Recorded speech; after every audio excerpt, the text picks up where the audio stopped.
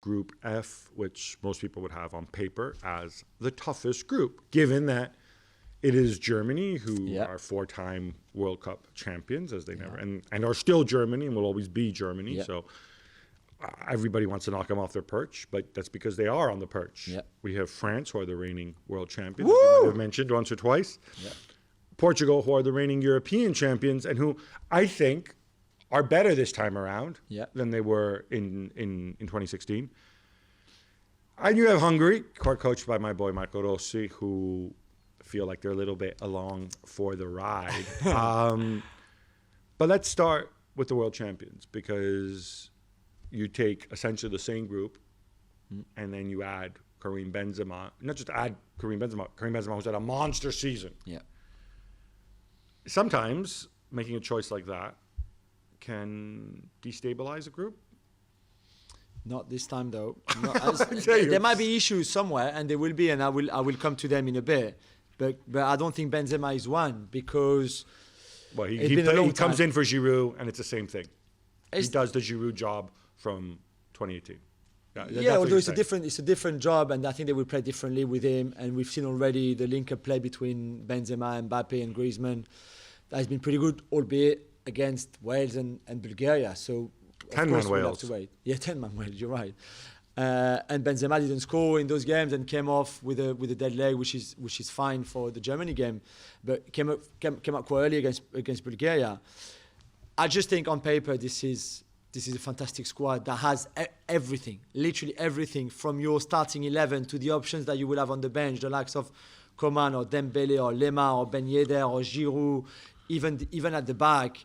It's incredible. I even wonder if France ever had such a talented squad. You're that impressed with it? Yeah, really. So on paper, on paper. On paper, the fullbacks are still Pavard and Lucas Hernandez. Okay, yeah, true. And Pavard, more Pavard than, because I know what you mean, why you say that, more Pavard than Lucas Hernandez. You have two centre backs playing fullback, yeah? Yeah, although I think Lucas Hernandez is a very, very talented player who can play centre back, left back. Pavard, I agree with you. I'm not the biggest fan. But even if you play Koundé, who can play right back, who played right back with Sevilla this season a few times, that would be fine with me. No, but that brings me to Deschamps. Now, you know my thoughts on Deschamps. I think in 2016, France were overwhelming favorites at the Euros. Yep. And it's not just that they didn't win the final. I don't think they looked particularly good throughout the tournament. Not to the standard you would have expected when you're playing at home and everything. They win the World Cup in 2018, playing an approach which I think was quite different from that of the other top clubs, and it worked because, a bit more defensive, yes. A bit more defensive, and now you do it again. And again, look, if you're going to play that way, hey, you might as well have, center backs masquerading as fullbacks like Deschamps does. But I do wonder, there's always, when you play that way, there's always the risk. If you make one mistake, you go a goal down. Can you then recover? How well can you recover if you're not used to being more proactive? Yeah. That would be my main question. Yeah. Have they knocked on? Is Deschamps tactically as good a manager as he needs to be? We will see. You're right. I mean, he's someone we will see, but we should know because he's been in the job for 6 or 7 years. Yeah, so I think he is. So I think he is. Okay. And the fact that he will have 5 subs like everybody else. That, I agree. That is a then factor. If you can bring on Coman and Dembele and Rabiot and Giroud, then suddenly the whole thing's changed. And we've seen, certainly in those 2 games against Wales and Bulgaria, him starting with this sort of 4-4-2 with the diamond midfield with Griezmann as a 10 and then Benzema and Mbappe, and then changing things into a 4-3-3, a flat 4-4-2, to have different jobs. And I think to face different scenarios in the games that are going to come up at the Euros. The issue I have is the lack of width they will have in this diamond 4-4-2, because especially when you don't have the attacking wing back. Exactly, and I think Pavard and Lucas Hernandez will have to try to provide a lot of that width to be able to balance this team right. Otherwise, it would be too easy to defend against, because Benzema is, comes inside, he's at the center, so is Mbappe, so is Griezmann, so is Pogba, and Kanté is running around everywhere. So if they can get this right, that balance, whether from the start or halfway through the game, you bring on Coman or Lemar or Dembele, then I think that can work. I just think it's too good to be true, in the sense that everybody from Mourinho to Buffon to Rooney to you to every man and his dog saying, oh yeah, France are going to win it. France are going to walk in. Look at the squad. Look at this. Look at that. Which is true. But there's that sort of jinx factor that we saw before the final of the Euro 2016 where everybody was saying, oh yeah, you've got this. Don't worry. You've got this. And I was like, I don't have a good feeling. And maybe we are too confident. Maybe we are too arrogant, which we are by definition anyway. And by nature, but maybe for this we are, and it's very, very rare, Gab, that the outstanding favorite ends up winning this big tournament. Could another concern be in front of the back four, in the sense that you can get N'Golo Kante to sit and do that, but he doesn't do that at club level. He plays a different football. He's still older. He's still coming off his injury. Mm-hmm. I don't think it's where. I think at this stage of his career, he's more effective and more of a game changer playing differently. We saw Tolisso play there, I think, was it in the last game? Yeah, the last two games. It was interesting because... But Tolisso's made of glass, so... Yeah, but for 7 games, hopefully, or even maybe less than that, you could take the risk. What was interesting against Bulgaria, and again, it's only Bulgaria, and it's very different, but depending on where the ball was lost and where they were either trying to counter-press or something, then you had a different holding player. So Kante did it at times, and Tolisso did it at times. And when you looked at the heat maps of them two, it was actually quite very similar. Right. So I like this kind of fluidity of, no, it's not just you sitting. It could be you, N'Golo, or it could be you, Corentin, depending on where we lost the ball, what the shape of the team is. And I think they're intelligent enough, both of them, to be able to adapt. And okay, now I'm the one a bit higher up with Pogba. No, I'm the one a bit higher up with Pogba. And I think that could work. I don't know if it could work in a final against Italy, or against very, very solid tactical teams, or huge teams. But certainly, I think that would be the idea. The reason I'm more hopeful about France, just to conclude this too, in addition to the fact that this is the most talented team, is that we see time and again that Euros and World Cups are won by very talented players who perhaps are coming off not great seasons where either they've been injured or they missed time. And I look at France, and Pogba's been fine, but he's not had a stellar season. Yeah. Griezmann certainly hasn't had a stellar season. Dembele hasn't had a stellar season. It's almost like if France do well, it's more likely one of those guys will be the protagonist than an Mbappe or a Benzema. Yeah, you're right. Now, by that standard, if we move on to Germany, the story dominating is Muller and Hummels coming back. With the system he's played with the wingers and whatnot, you have a Muller problem because the position Muller plays for Bayern, if you play back three, it doesn't exist. Yeah. So we're talking Muller at center forward, Muller out wide. I mean...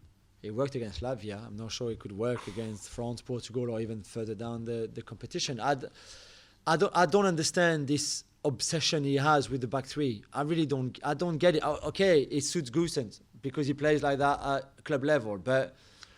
I don't even think, and Rudiger, okay, I gave you that, but I'm not sure even for Ginter and Hummels, that is the best, unless you play there because Hummels can't play in a two anymore, in a back four, maybe. But I just think he hinders so much the rest of the team that why just not go back to a 4-2-3-1 or even I don't know. See, there's so much talent in that central midfield exactly. that you wonder, why am I giving up a slot to one of those three at the back? Completely. When I can impose myself and others can defend higher up the pitch, unless he has concerns that physically maybe, Kroos and Muller, but Muller should never be a concern because he does it week in, week out. I know Muller's older, but energy-wise, he's what it is. Crazy. No, I agree with you. I think Germany, it's still Germany, so we're still going to predict them to go very far in the tournament. But there are issues there, and I wonder also if there's going to be fallout from 2018, because let's not forget, it's not like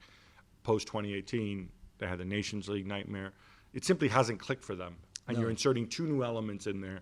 All of a sudden, I don't know. And the worst for them, because they play France in the first game, and it's always bad to lose, of course, but especially, like you said, after what happened in 2018, but even what happened in the last 2 years of really some bad lows. I mean, we said the defeat against Spain, but the defeat against North Macedonia was even worse, I think, for Jogi Löw. You lose that game, and then you play Portugal in the next game, where already your head could be on, your position could be on the line. You're thinking, uh-oh.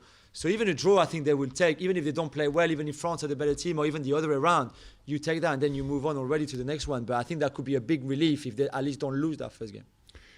We should talk about Portugal next. However, since we want to leave Cristiano for last because he's the greatest and build of suspense, a word on Hungary. I love my boy Marcotti. Yeah. But it was always going to be difficult for them without Szoboszlai. Oh, yeah, that's a huge blow. I kind of think the real things that they have going for them are Peter Gulashi, who will be kept busy, and the fact that their home games, there'll be full attendance in Hungary because they somehow conquered COVID. People. Yeah. COVID has never existed there. Yeah, other than that, are you thinking 3 and out? I think so. I mean, I want them to do well because they will be at home, and it's a shame for Szoboszlai. But they have Big Willie Orban at the back. They've got a player there who could do something, but as in terms of like be solid, be defensive. Let's see how we can maybe manage a goal on set piece or on a counter attack or something. But yeah, it's hard. But against Portugal, France, and Germany, that is the big ask. So let's go to Portugal because I think like many, I don't think I'm being particularly original here, but this Portugal team is more talented than the one that won the Euros in 2016. Yeah. Cristiano Ronaldo's going into the tournament in better form physically. I don't know if he's coming off a better season, but certainly 2016 he had fitness issues. Here he does not. Yeah. I think this was his best season at Juventus. Scored 29 goals in the league. It's 2 fewer than the year before, but still, I think he played better. He had some big games where he went missing, but overall, he's up there. My concern is, and obviously you have Ruben Dias, who we all adore, at the back. But my concern is, I don't know how you can make these pieces fit together rational. I'm talking about the attacking pieces. Conventional wisdom has that Cristiano should play with a center forward next to him. Okay, fine. If you put Andre Silva, whatever, next to him. But then how do you accommodate the other players? How do you accommodate then Bernardo and Bruno? Jota. How does that work? Yeah.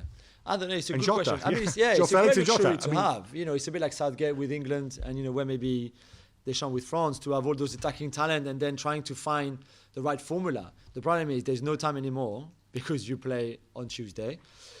And 2, I think Cristiano could be the key, but maybe the problem of the key as well, of finding the key in the sense that what's best. We've seen him against Israel playing on his own up front in a 4-3-3 with 2 wide players, and then with Andre Silva at half time for 20 minutes or so, 25 minutes in the second half. I don't know what best. My issue is that Fernando Santos being such a defensive-minded coach, that's how they won in 2016. I don't know how you just switched on or switch the switch to go, okay, let's be attacking.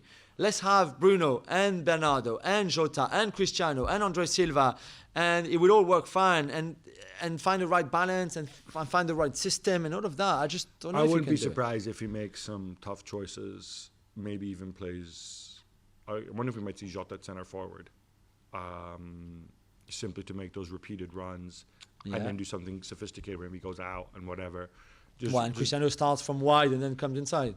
No, or maybe Jota. Maybe he plays. Maybe Cristiano plays next to Jota, something that we haven't seen yet. And the problem of that is, where do you put Bruno Fernandes then? That is a problem. Maybe it comes down to you have to make a tough choice between Bruno and Bernardo Silva. I don't know. It's great, and I can't wait to see that. It'll be interesting to see what happens. Yeah, exactly. But it's not just getting your 11 most talented players on the pitch; it's getting them on the pitch in a way that makes sense. And frankly, Jules, this is part of the reason why we love this sport. Exactly. Because there's so many permutations. Exactly. Thanks so much for watching ESPN on YouTube. And for more sports highlights and analysis, be sure to download the ESPN app. And for premium content and live streaming, subscribe to ESPN Plus.